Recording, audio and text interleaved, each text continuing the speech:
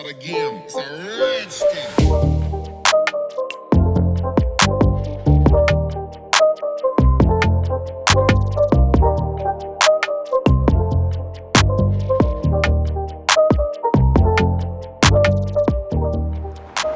So hello everyone, it's a beautiful day in the UK right now.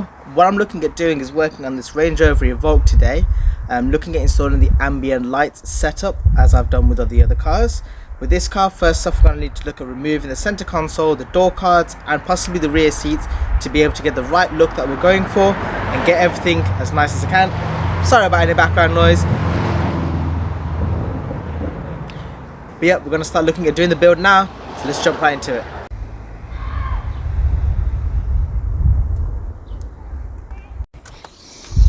So what we're looking to achieve here today is lights going across all around this part here and also across the dash, down the center console area and over at the back just for that little section there as well, similar to what I've got in my 6 Series. So I've just cleaned out the car real quickly and now it's going to be the fun part of dismantling everything. There's a lot of stuff online on how to remove all the stuff for the front dash area, but I need to remove those back parts as well. But I need to remove these back sections here on both sides, so I'm going to start with that first, get that done and then look at carrying on with the front. So once you've removed these sections here and the 2 little screws at the bottom, the 2 little screws at the bottom are T25s. But yeah, once you've removed all of that, you'll be able to basically pop this off. You will have to disconnect the cigarette lighter if you have that there.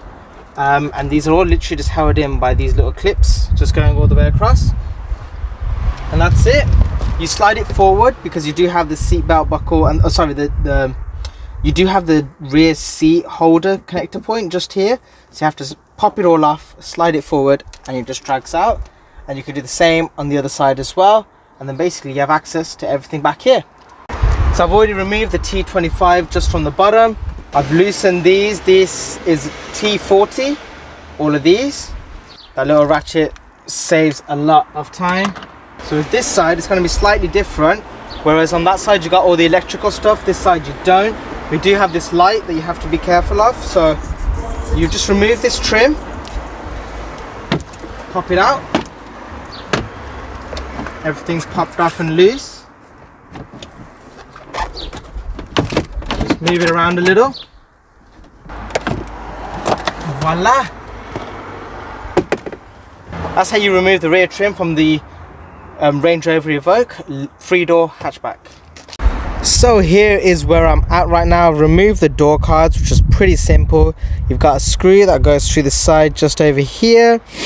You've got 2 screws that go in through here and here. These are T27s, as well as another screw, if I can see it, goes just here, which is through the door card. Once you've done that, you'll be able to pop everything off. This one came off with the trim at the top, but the other one didn't. But I'll show you guys how to work with that. Remove the main part of the dash just over here, as well as everything here. Now we need to sort out the wiring that we need to get everything fitted in, and then I'll be able to carry on. And I'll show you all exactly how to get to this point shortly. So just showing you all how I've done it in the center console area here. I've got it going across here. It was very hard to do. The gap isn't that big. So what I did was, the screws just here, there's 4 going along. You just loosen those and it allows you to just wedge this in, and then as you're tightening it back up, just be careful not to over tighten them, but just squeeze it together and then tighten them back up. And that's how we got the center console to look like this. This bit, honestly, is so easy to work with.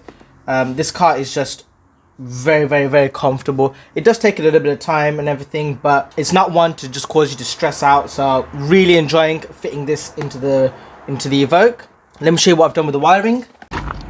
As for the wiring, the bottom left here and the top right here, so this is an earth and this is a live. These are constant once the car is in ignition mode. So I've just soldered into those with the actual connector here.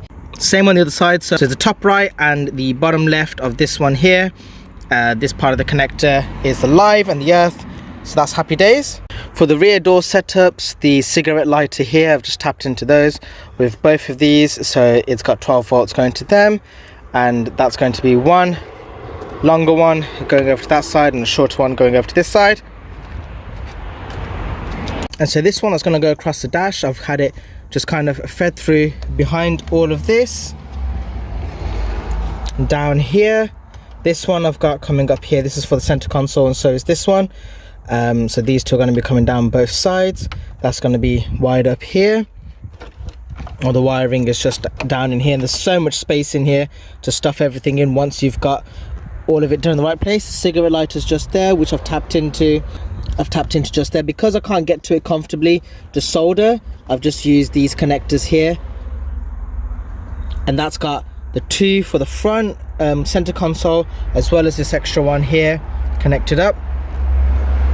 And the footwell ones, all I did was, you can see a little bit of light. There's not a huge amount of light right now, but you can see just over there in the corner. I just pushed them through that gap, and you'll be able to just wire everything over. So I pushed both front and rear through here first, and then I moved them around. I'm gonna obviously tidy up the wiring later on, but that's basically all the wiring, all good.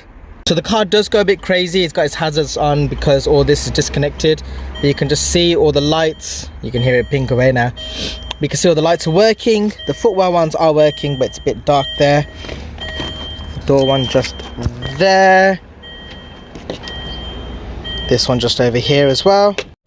So that's how I'm going to be doing the wiring up here. It's got it connected just after that gap, before this one. I'm going to get it stretched across, but I'm just going to test fit this panel, make sure everything's nice and secure before putting everything on. So here's where we're at. This gap here at the top, it doesn't fit at, but I can do it just across here at the back. That's one spot I can do it. These gaps here are just too thin. It's actually connected together so clearly.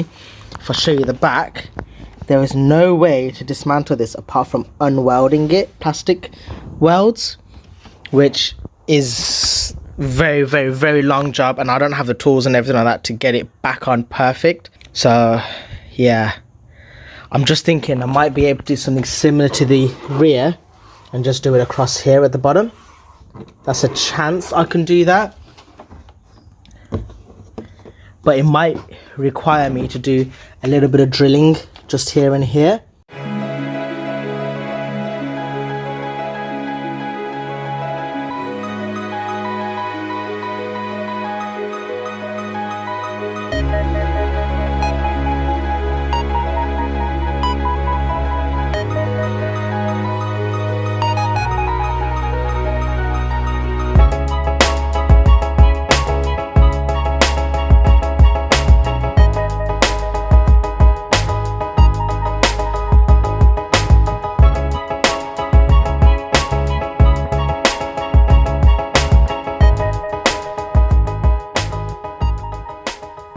So with the install, it went pretty straightforward, doing the dash and those kind of bits and pieces. Everything was near enough coming off as well as I could have expected. The only real problem that I had was with the door cards, where you think that you'll be able to wedge in the actual tube. It just does not go in. Really annoying. You literally, I spent all day doing all what I thought was the harder stuff was actually easier. And what I thought was going to be the easy part actually became the hardest, and it was quite a lot of going backwards and forwards with the owner and just making sure that what I was able to achieve is actually what they wanted. And so yeah, it became quite a hard install. It's kind of a 2 to 3 day long install. So you need to install everything as much as you can on day one. If anything runs over, take it to day two. But then you need to take it for a drive, take it out and about on day two. After day two, once it's all been completely installed, see how it is, make sure everything works fine, and then finish everything up, make sure everything's perfect on day three. I've kind of said to everyone, if you do want this installed, it's going to take 2 days really, because you want to make sure that you do a proper install, making sure that you're able to find the right points to solder to and those kind of things. You just want to be careful. It was great working on the Range Rover. It was so beautiful. I've really liked the car, to be honest with you. The door cards drove me insane. I don't know why it was so difficult to do the door cards, but it is what it is. But yeah, I hope you all enjoyed this video. If you would like to purchase the lights, description down below is where you'll find a link. And if you would like me to install them for you, then feel free to message me on Instagram. But yeah, subscribe, like and comment, and I'll see you all in the next video. Peace out, and I'll catch you later.